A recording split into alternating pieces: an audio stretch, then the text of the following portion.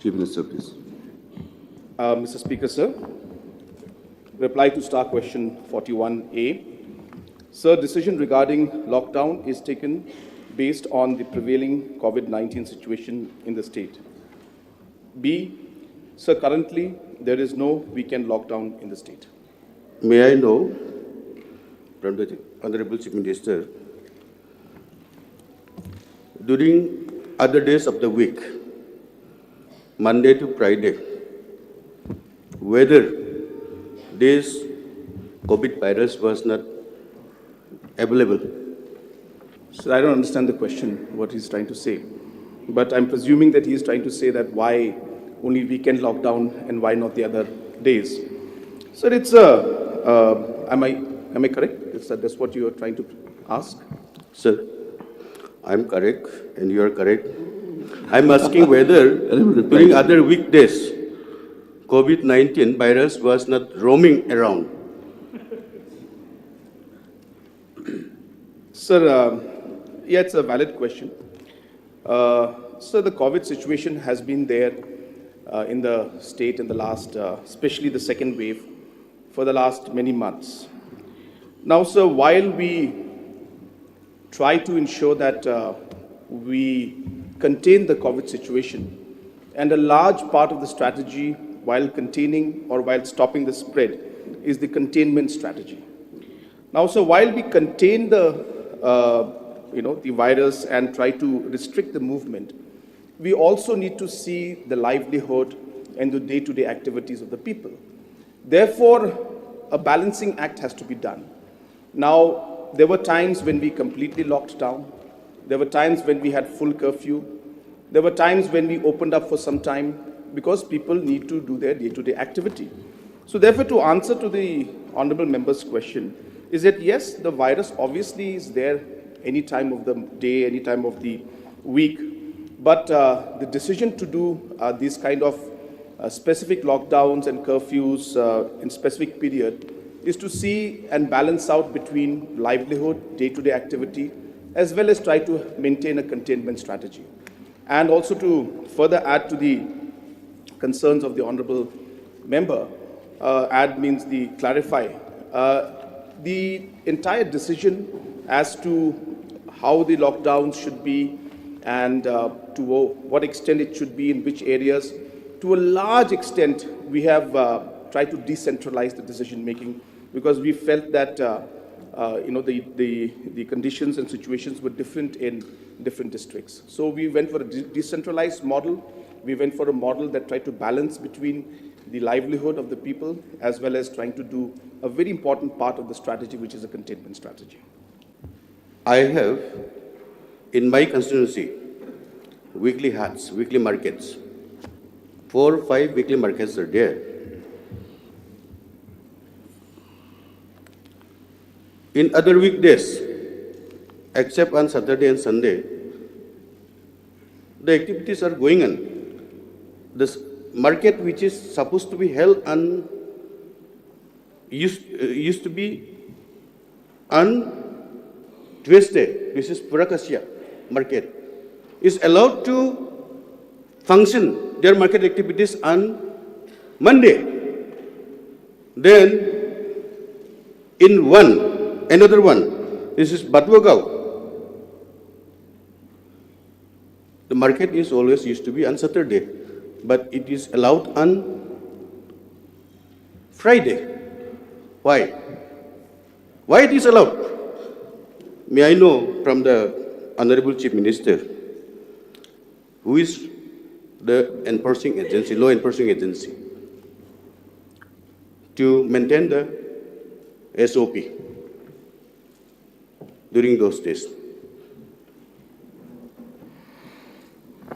So the honorable member has mentioned a lot of different aspects, so I'll try to answer it in whatever best way possible. So number one, primary question was about the lockdowns on Saturdays and Sundays. As I've mentioned, it's not there anymore. But based on situation, as and when the deputy commissioners feel that certain areas, the numbers are going up, then they have the liberty to take the decision at this district level. But honorable member mentioned about what used to happen earlier that certain days the markets used to be closed because of the lockdown that was there, and the fact that they had to shift it. Now, sir, to answer that part of the question, it's very clear that so there is no perfect way of really handling a pandemic like this, sir. And really, every step we take will have its pros and its cons. Every step we take will have some areas of concern, and therefore a perfect solution can never come out. So in this entire situation, what the government tried to do was really try to balance out, as I mentioned, the whole aspect of trying to contain as well as ensuring that livelihood continued. So it was a decision that was taken that maybe the one way could be that we close the weekends, and that decision was taken. And as I said, there is never a perfect solution in this kind of situations, but we based it on whatever we felt was the best and the most balanced way of moving forward. Coming to the last part of his question, which he asked about, which is a law enforcement agency. So obviously the deputy commissioners, the administration, the police, all these aspects of the administration are the enforcement agencies who will ensure that these are done. Even the BDOs, the ADCs, the Deputy Commissioner's office itself, the police officials at the grassroots level, all of these are ensuring that these kind of activities are, the SOPs are maintained. And of course, in these situations also, sir, the scale is so big. So definitely, it's not possible that that the agencies can go down and every individual, the 38 lakh people in the state can be monitored at any given time. So it's a joint responsibility at the end of the day for the citizens also to ensure that they also act responsibly. And obviously the administration also tries to do its best to ensure that the SOPs are followed. Sir, may I know from the Honorable Chief Minister whether detailed inquiry will be done and the failure to maintain this law and order during those days, and whether action will be taken against those responsible law enforcing agency people? So there is no inquiry that needs to be done in this. What was important at that point in time was that the SOPs should be followed, and the law enforcement agencies have gone ahead and fined a lot of people for not following the protocols and the SOPs that were set. So those aspects have been done, and as I mentioned, so that there is no perfect way of really looking at this. It's a collective responsibility is the best way I would say it. And the agencies and the law enforcement agencies and the officials have done the best that they could do. But at the end of the day, this is a collective fight that we as a society had to do. And that's why we saw that even the headmans, the Rangbashnongs, Nokmas, organizations, everybody worked together to ensure that the enforcement was done and people followed protocols. In fact, in some of the villages, it was the village headmen and the Rangbashnongs and the headmans and the local community that actually made sure that the people were following certain protocols. So that's how it was. So I don't see the logic or the reasoning at this point in time to have any kind of inquiry into people who did not, follow the protocols. Mr. Speaker, sir, see, no one expects perfection while dealing with pandemic of this scale. But not being able to be perfect cannot be an excuse not to correct things, because pandemic is still around us. We cannot say that pandemic will not make its impact on our life. It impacts everybody's life. Now, therefore, perfection is out of question. But if we say that is, now I could hear the Honorable CM saying that this is, means everybody has tried their best. If this is the best, I'm sorry, we cannot expect any more. Yeah, if this is the best, how do we claim that this is the best? I mean, we have put our best efforts. See, now I think the questioner is very clear in one aspect. Now the district administrations have resorted to changing the market days, Tuesday to Wednesday or Tuesday to Friday. How does it help?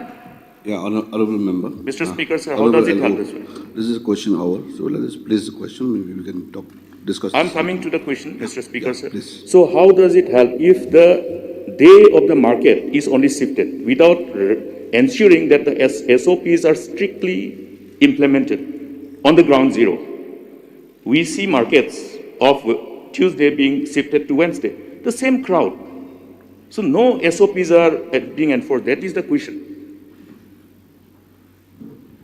So as I mentioned in my reply, that the agencies and the officials who were involved in ensuring that the SOPs are followed have done their part, and to the best of their ability. And obviously, if the improvement and suggestions are there, we'll be happy to take the suggestions. But as I said, it's a collective fight. It's a situation that's very dynamic.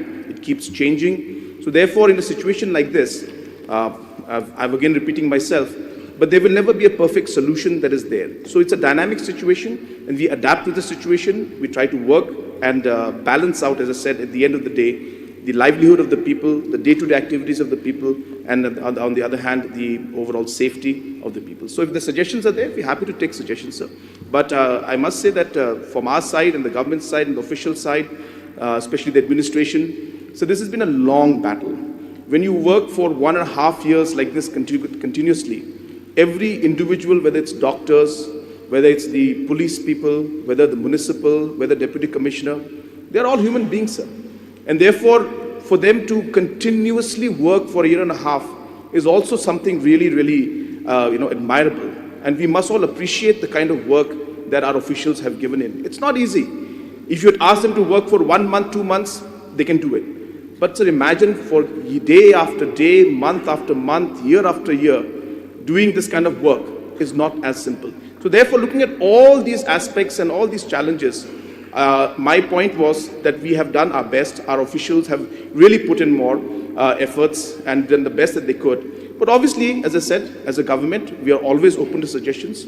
Whenever, sir, you have called a meeting, whenever the honorable members have given the suggestions, we have taken that very positively and acted upon those suggestions in a very positive manner. And even now, if there are positive suggestions, we're happy to take them, sir.